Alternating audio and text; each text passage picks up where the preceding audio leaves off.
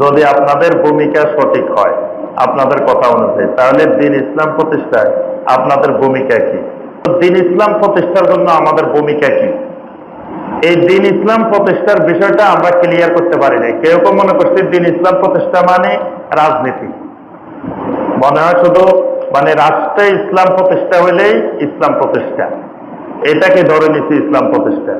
আবার কেউ মনে করি যে আমার সুফিবাদ, আমার এই সুফি মতবাদটা প্রতিষ্ঠা হইলে এটা ইসলাম প্রতিষ্ঠা। বিভিন্ন জন বিভিন্নভাবে ইসলাম প্রতিষ্ঠা বুঝছি। তা আমরা সবাই ইসলাম প্রতিষ্ঠার মতগুলা সব বাদ দিয়ে দিই, একদিকে ফেলে রাখি আমরা চলে যাই যুগে যুগে যত নবী রাসূল আসছেন তারা কেমনে ইসলাম প্রতিষ্ঠা করছেন, তারা যে পদ্ধতিতে ইসলাম প্রতিষ্ঠা করছেন এটাই কিয়ামত পর্যন্ত ইসলাম প্রতিষ্ঠার পদ্ধতি। আম্বিয়া আলাইহিমুস সালাম তারা সবাই তাওহীদের দাওয়াত দিয়ে শুরু করছেন। তাওহীদের দাওয়াতটাই ইসলাম প্রতিষ্ঠা। আপনি তাওহীদের দাওয়াত দিবেন, তাওহীদের ভিতরে ব্যক্তি জীবন, পারিবারিক জীবন, সামাজিক জীবন, রাষ্ট্রীয় জীবন, অর্থনৈতিক জীবন, আন্তর্জাতিক জীবন সব তাওহীদের মধ্যে লুকায়িত আছে। তাওহীদ প্রতিষ্ঠা হওয়া মানে সব পুরা ইসলাম প্রতিষ্ঠিত হওয়া।